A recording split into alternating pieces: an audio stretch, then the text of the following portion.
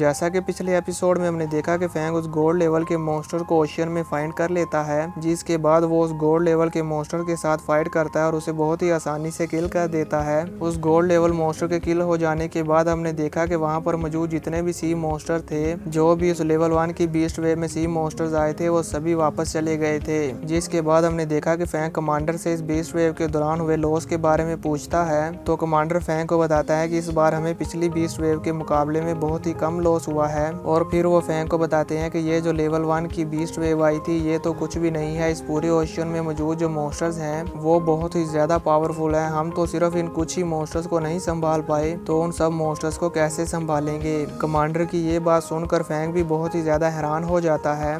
अब आगे episode start होता है और हम देखते हैं कि फैंग मिलिट्री बेस से अपने घर वापस आ रहा होता है। व्यू चेंज होता है और हम हुआ को देखते हैं जो कि वॉक करता हुआ अपने घर की तरफ जा रहा होता है। तभी वहां पर फैंग का स्मार्ट फाइटर जेट भी आ जाता है, जिसकी आवाज सुनकर हुआ वहीं पर रुक जाता है। तभी वहां पर फैंग भी आ जाता है। फैंग को देखकर हुआ जल्दी से भागकर फैंग के पास जाता है और उसका सामान उठा लेता है, जिसके बाद वो दोनों भाई घर चले जाते हैं। व्यू चेंज होता है और हम देखते हैं फैंग और फैंग की फैमिली एक साथ डिनर कर रहे होते हैं। जिसके बाद हम देखते हैं फैंग अपनी फैमिली के साथ मिलकर न्यूज़ देख रहा होता है और ये काफ़ी इंजॉय कर रहे होते हैं। और साथ ही साथ यहाँ पर फैंग सोच रहा होता है कि मुझे और भी ज़्यादा हार्ड ट्रेनिंग करनी होगी ताकि मेरी फैमिली की लाइफ और भी ज़्यादा बेटर हो जाए। और अब मैं चाहता हूँ कि मेरी मदर और फादर अपने बुढ़ापे को सुकून से गुजारें और इस ओल्ड एज में उन्हें कोई भी परेशानी ना हो। जिसके बाद हम देखते हैं कि फैंग और हुआ काफ़ी मस्ती करते हैं, जहाँ पर फैंग हुआ और उसकी गर्लफ्रेंड की पिक्चर को उठाकर उससे पूछ रहा होता है कि क्या तुम मैरिज करना चाहते हो। तो ये सुनकर हुआ भी काफ़ी शर्मा जाता है। जिसके बाद हम देखते हैं कि फैंग अपनी फैमिली के साथ काफ़ी इंजॉय करता है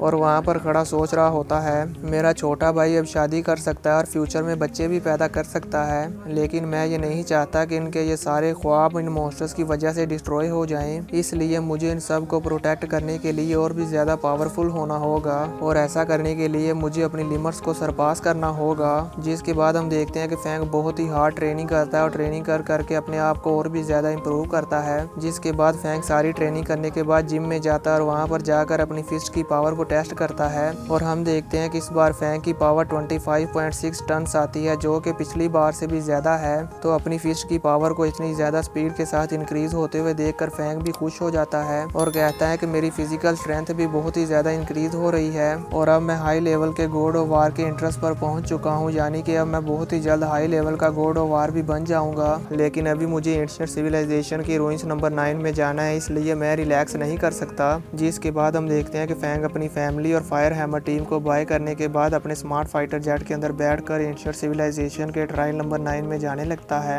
अब हम देखते हैं कि फैंग अपने स्मार्ट फाइटर जेट में बैठा है एंशिएंट सिविलाइजेशन के रूइंस नंबर 9 में पार्टिसिपेट करने के लिए जा रहा होता है। और यहाँ पर फैंग काफ़ी ज़्यादा गहरी सोच में होता है और कुछ सोच रहा होता है, जहाँ पर हमें फैंग का फ्लैशबैक दिखाया जाता है। इस फ्लैशबैक में हम देखते हैं कि फैंग प्रेसिडेंट जाओ से कहता है कि मुझे अभी थोड़ी देर पहले एक ईमेल आया है जिसमें मुझे एंशिएंट सिविलाइजेशन रूइंस में जाने के लिए बुलाया गया है। तो ये सुनकर प्रेसिडेंट जाओ कहते हैं, एंशिएंट सिविलाइजेशन रूइंस, ये कुछ ज़्यादा ही जल्दी नहीं हो रहा। तो फैंग उनसे कहता है, हाँ ये बहुत ही जल्दी हो रहा है, पर मैं आपसे कुछ पूछना चाहता हूँ। तो प्रेसिडेंट जाओ कहते हैं, हाँ पूछो, तुम्हें क्या पूछना है। जिसके बाद फैंग उनसे पूछता है, एंशिएंट सिविलाइजेशन रूइंस में गॉड ऑफ वार वॉरियर को किन चैलेंजेस और खतरों का सामना करना पड़ता है, क्या आप इस बारे में कुछ जानते हैं। फैंग की ये बात सुनने के बाद प्रेसिडेंट जाओ से बताते हैं कि एंशिएंट सिविलाइजेशन के अंदर हर गॉड ऑफ वार वॉरियर के लिए अलग चैलेंजेस होते हैं। एंशिएंट सिविलाइजेशन रूइंस का डेंजर लेवल और डिफिकल्टी इतनी ज्यादा है कि वो किसी high level god of war warrior को किल कर सकते हैं।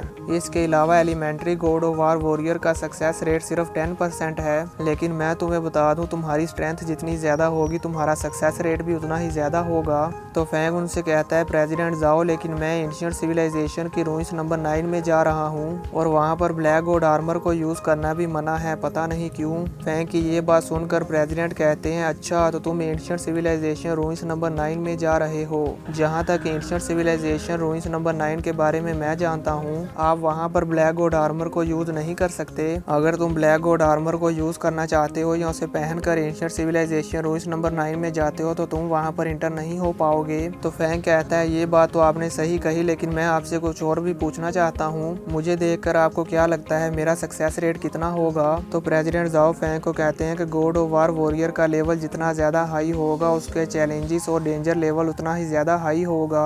फॉर एग्जाम्पल अगर मैं तुम्हें बताऊं तो तुम्हारी एज में ऐसे बहुत ही कम वॉरियर्स हैं जो तुम्हारे जितने स्ट्रॉन्ग हो पाए हों, इसलिए तुम्हारे बारे में सक्सेस रेट का अंदाज़ा लगा पाना बहुत ही ज़्यादा मुश्किल है। जिसके बाद फैंग कहता है ठीक है मैं समझ गया प्रेसिडेंट जाओ, आपका मुझे गाइड करने के लिए बहुत बहुत शुक्रिया। जिसके बाद हम देखते हैं कि फैंग अपने फ्लैशबैक से बाहर आ जाता है और हम देखते हैं कि फैंग का स्मार्ट फाइटर जेट भी जिग्जियर मार्शल हॉल के हेडक्वार्टर्स में पहुंच चुका होता है और वहां पर लैंड कर जाता है। जिसके बाद हम फैंग को देखते हैं जो कि अपना ब्लैक गोल्ड आर्मर वहीं स्मार्ट फाइटर जेट के अंदर रख देता है और कहता है कि मैं अपने ब्लैक गोल्ड आर्मर को यूज नहीं कर सकता अब, क्योंकि मेरे पास ब्लैक गोल्ड आर्मर की प्रोटेक्शन नहीं है। इसलिए मुझे लगता है कि एंशिएंट सिविलाइजेशन में मेरे लिए डेंजर लेवल और भी ज्यादा हो जाएगा, लेकिन फिर भी मुझे ये टेस्ट देने के लिए जाना ही होगा। ये मेरे लिए एक एक्सपेरिमेंट की तरह है, लेकिन क्योंकि मैं और भी ज्यादा पावरफुल बनना चाहता हूँ इसलिए मुझे इस एंशिएंट सिविलाइजेशन के ट्रायल में जाना ही होगा और मैं अपने आप को और भी ज्यादा स्ट्रॉन्ग बनाने के इस एक्सपेरिमेंट से कैसे पीछे हट सकता हूँ। मुझे ये चेक करना ही होगा कि इस एक्सपेरिमेंट में क्या स्पेशल है। इसलिए मैं इस एंशिएंट सिविलाइजेशन रूइंस नंबर 9 के एक्सपेरिमेंट में जाऊंगा और वहाँ पर अपने आप को और भी ज्यादा स्ट्रॉन्ग बनाऊंगा।